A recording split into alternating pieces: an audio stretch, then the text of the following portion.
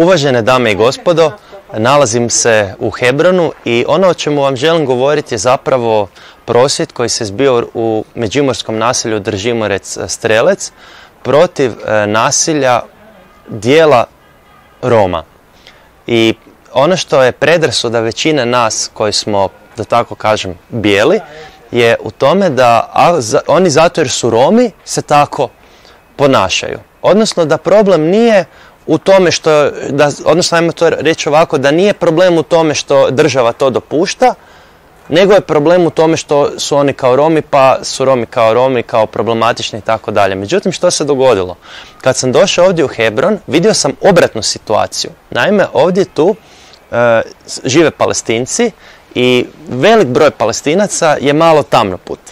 Malo bi se usudio reći kao da po pigmentu kože ili recimo boj kose i tako dalje, malo su crni. I mogao bi reći na neki način da malo, čak bi rekao i sliče Romima. Iako imaju drukčiju fizionomiju jer su Romi porijeklom iz Indije, a oni su Arapi, pa je druga, da tako kažem, ipak je drukčija fizionomija. Ali ono što vam hoću reći da ovdje se događa obratno od onog što se događa u Međimurju. Znači ovdje u Hebronu bijelci, znači ljudi bijeli kao sir, znači ljudi koji dolaze iz Amerike, ti izraelski doseljenici zapravo, imigranti u Izrael, se ponašaju prema tim Palestincima na užasan način. Znači ako ste vi Palestinac, imate susjeda koji je izraelski taj doseljenik, znači ovaj Palestinac izgleda ko Rom, a ovaj izraelski doseljenik je maltene bijeli od nas Hrvata i ovaj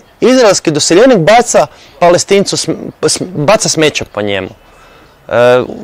Da ne budem ružan, ali ipak ću reći, znači posere se u vrećicu i onda vrećicu s govnima baci njemu na kuću, u dvorište i tako dalje. Ili recimo, čak imate situaciju gdje židovski doseljenici bacaju, znači, kamenje po Palestincima, onda gdje, kako da to kažem,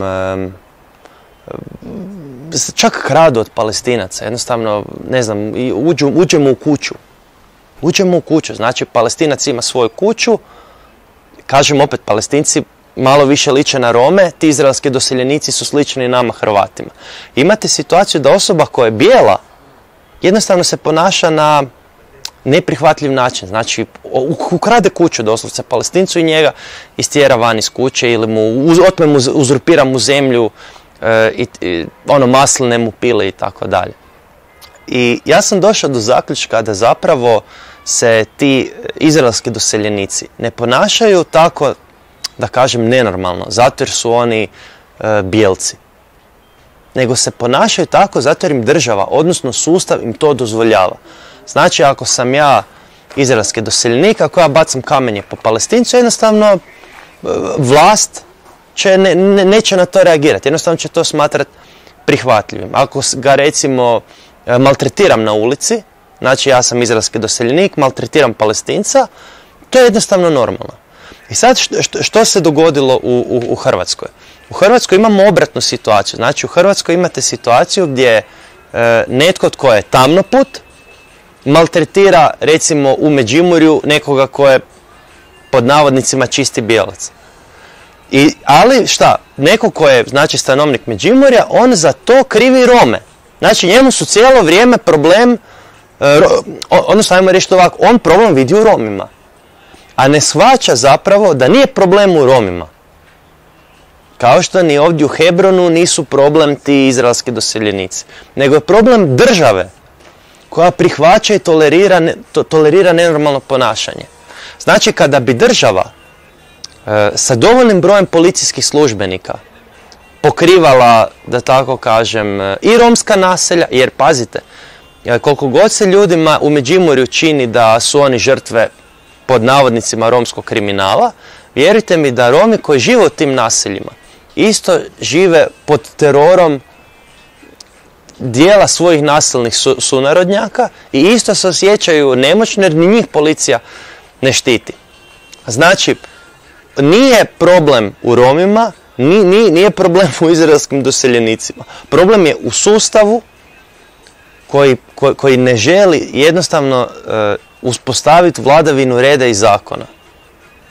ili koji selektivno zakone primjenjuje. I jedini protiv koga građani Međimurja moraju prosvjedovati nisu Romi, nego država koja je nefunkcionalna. Da je država funkcionalna, da onaj Rom koji recimo ukrade, da ide u zatvor i da onda drugi Romi to ne rade, država to tolerira.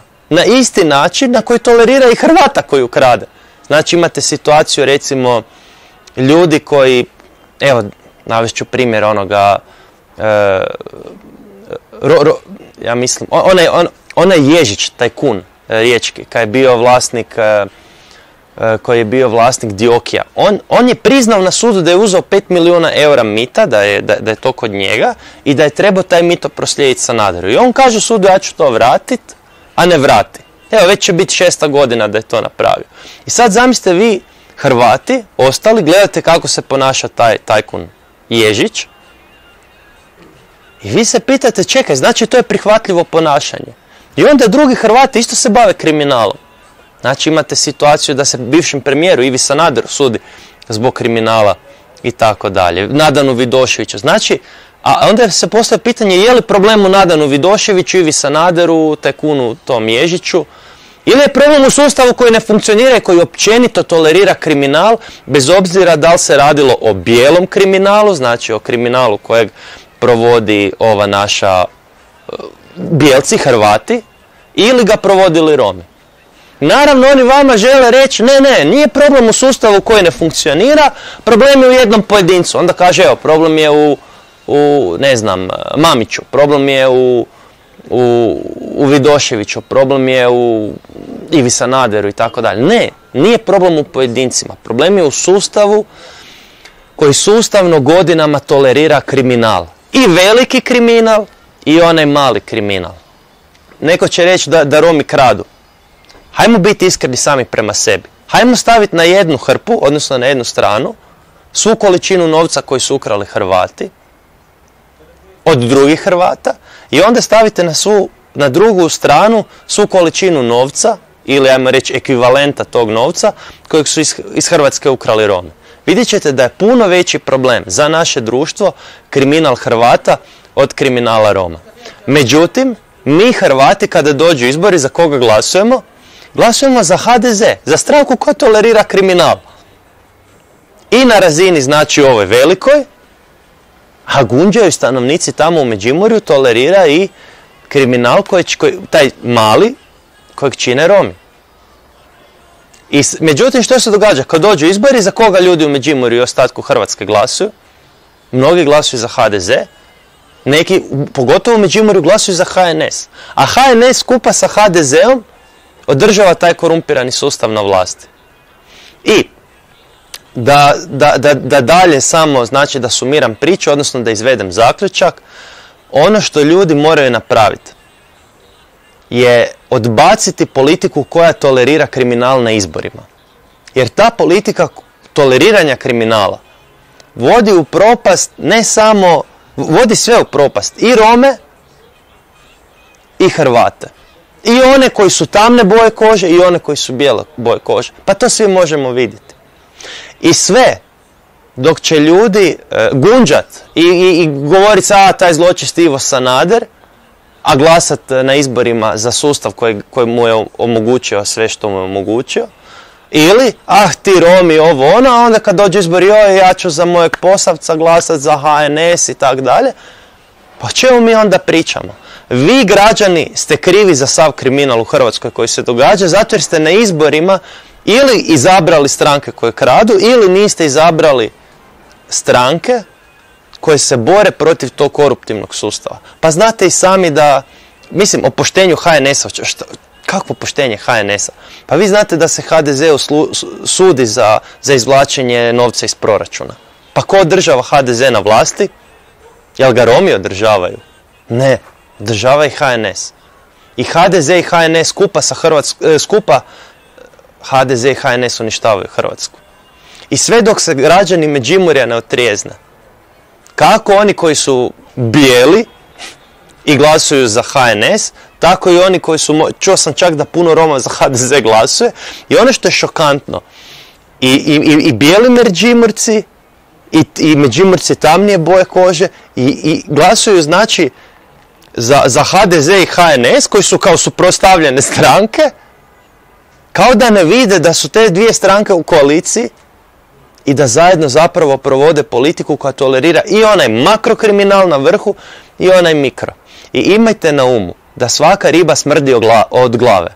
Znači ako može se na vrhu događati kriminal, pa logično je da će se događati i na dnu. I želim ovom prilikom reći Romima da uopće ne smatram da je problem u njima i ne smatram da su oni ništa više skloni kriminalu od Hrvata, čak što više smatram da kriminal koji su Hrvati radili kroz ove godine puno opasniji gori od kriminala kojeg oni rade i smatram da je zapravo problem u nefunkcionalnoj državi, u jednostavnom sustavu koji ne funkcionira. Eto.